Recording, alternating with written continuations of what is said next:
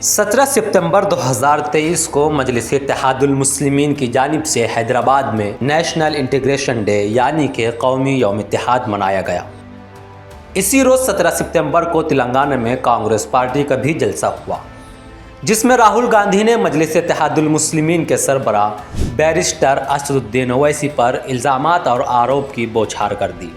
लेकिन राहुल गांधी के लगाए गए सारे इल्ज़ामात गलत साबित हुए। असदुद्दीन ओवैसी पर निशाना साधते हुए राहुल गांधी ने कहा कि बीजेपी, बीआरएस और एमआईएम आपस में मिले हुए हैं। लेकिन सवाल पैदा होता है कि जब राहुल गांधी और कांग्रेस पार्टी की जानिब से बीजेपी के ज़रिए लाए गए यूएपीए बिल की हिमायत की गई थी, सपोर्ट किया गया था, आप इसे किस नज़र से देखते हैं? आपने संसद की एक तस्वीर देखी होंगी जिसमें राहुल गांधी पीएम मोदी से गले मिलते हुए नजर आते हैं। आप इस तस्वीर को क्या नाम देंगे? अब राहुल गांधी के लगाए गए इल्ज़ामात का जवाब आप असदुद्दीन ओवैसी की जुबानी इस वीडियो में सुन सकते हैं। 183 सीट्स पर बीजेपी कांग्रेस का मुकाबला हुआ हिंदी बेल्ट में। बिल्कुल। कितने सीट कांग्रेस जीती? बोलिए आप बताइए। आप बोलिए ना। एक दो आप बोलिए ना। आप एक दो तीन आप तो 100 पे मुझ पे इल्जाम लगा दिए। कितने? 15। हाँ। उनको बी टीम क्यों नहीं बोलते आप? 183 सीट्स लड़कर 15 कांग्रेस जीतती है। असदुद्दीन ओवैसी बीजेपी को फायदा पहुंचाएगा। अरे मैं 3 सीट लड़ा हूं पार्लियामेंट में। एक मैं हैदराबाद की आवाम का शुक्रगुजार हूं कि बीजेपी को हराए। औरंगाबाद की आवाम का सलाम कि उन्होंने सब मिलकर शिवसेना की 22 साल के एमपी को हराया। किशनगंज से अख्तर ईमान साहब हमारे बिहार के सदर 3 लाख वोट लिए, वहां कांग्रेस जीती। बाकी जगह कैसा मोदी जीते? क्या मेरी रूह गई वहां पर, या मेरे शयातीन गए जाकर उन लोगों को बोले वोट डालो इनको? राहुल गांधी ने मजीद कहा कि विपक्ष के सभी नेताओं के पीछे ईडी, सीबीआई और इनकम टैक्स महकमा लगा रहता है, लेकिन केसीआर और एमआईएम के नेताओं के खिलाफ एक भी केस नहीं है। राहुल गांधी का दूसरा झूठ और इल्ज़ाम भी बेनकाब हो जाता है, क्योंकि केसीआर के परिवार को एक नहीं बल्कि 2 मरतबा ईडी की ओर से नोटिस दी गई। पहली नोटिस 1 दिसंबर 2022 को दी गई और दूसरी नोटिस सितंबर 2023 को दी गई, जिसमें तेलंगाना चीफ मिनिस्टर की बेटी के कविता को 15 सितंबर को ईडी ने दिल्ली में हाजिर होने के लिए कहा। रही बात असदुद्दीन ओवैसी की, तो ये इस बात की दलील है कि असदुद्दीन ओवैसी ईमानदारी से आवाम का काम कर रहे हैं और वो नॉन करप्टेड हैं, इसीलिए ईडी मजलिस तक पहुंचने में नाकाम है। एक तरफ राहुल गांधी और मल्लिकार्जुन खड़गे कहते हैं कि तेलंगाना को सेपरेट रियासत बनाने में कांग्रेस पार्टी का अहम रोल है, तो दूसरी जानिब बीजेपी इसका क्रेडिट लेती है। बीजेपी के अमित शाह कहते हैं कि हमने खून का एक कतरा बहाए बगैर जो है तेलंगाना को एक आज़ाद रियासत बनाया, उसे इंडियन यूनियन में शामिल किया, जबकि हकीकत यह है कि हैदराबाद निज़ाम दौर से ही एक आज़ाद रियासत है। 1948 में जब इस पर ऑपरेशन पोलो कराया गया तो हज़ारों लाखों लोगों को अपनी जान गंवानी पड़ी।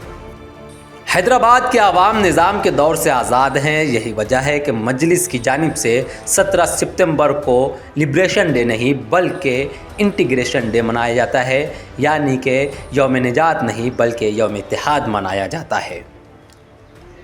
वो सरदार पटेल ही थे जिन्होंने सारी चीजों को ठुकराकर सर्वप्रथम राष्ट्र सर्वप्रथम के सिद्धांत को चरितार्थ कर हैदराबाद पुलिस एक्शन की डिजाइन की और उसको खून का कतरा बहाए बगैर निजाम के रजाकारों की सेना को सरेंडर कराने का साहस दिखाया। कि मेरे अल्फाज नहीं है, पंडित सुंदर लाल ने अपनी रिपोर्ट में लिखे। पंडित सुंदर लाल ने लिखा कि हमने कई बोलियां ऐसी देखी जहां पर औरतों की लाशें थीं और हमने इन लाशों में यह भी देखा कि एक मां के सीने से लपटे हुए मासूम बच्चे भी थे जब बोलियों से लाशों को निकाला गया था।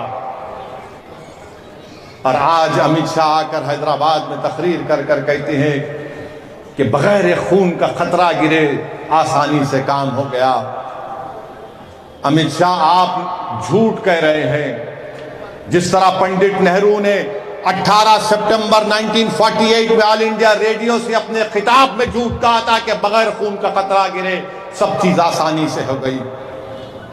पंडित सुंदरलाल की रिपोर्ट नेहरू की झूठ को साबित करती है। पंडित सुंदरलाल की रिपोर्ट मौजूदा होम मिनिस्टर अमित शाह के झूठ को साबित करती है। बीजेपी, कांग्रेस और आम आदमी पार्टी के इल्जामात पर मजलिस के चीफ बैरिस्टर असदुद्दीन ओवैसी का क्या कहना है और वो क्या कहते हैं, देखिए ये वीडियो। एमएलए साहब जरूर पेट भर के गालियां देंगे ओवैसी को, खूब देंगे, पेट भर भर के गालियां देंगे। ये उससे मिला हुआ है, ये इससे मिला हुआ है। अरे तुम और मोदी एक जगह बैठ जाओ। मैं रिवर फ्रंट पर एक बेहतरीन टेबल लगाता हूं, चाय ढोकला रखता हूं।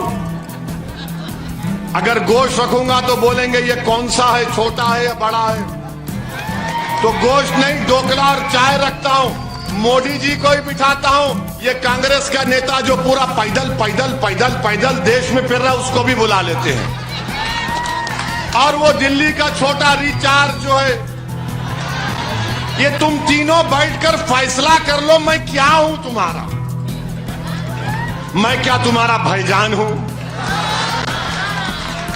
मैं क्या तुम्हारा दुश्मन हूं? मैं कौन सी टीम का हूं? तुम तीनों बैठ के तय करो। मैं अपने खर्चे पर रिवर फ्रंट में एक टेबल लगा के बिठाने के तैयार। मगर कम से कम जब गरीबों पर जुल्म हो रहा था तो तुमको निकलना चाहिए था, तुम नहीं निकले।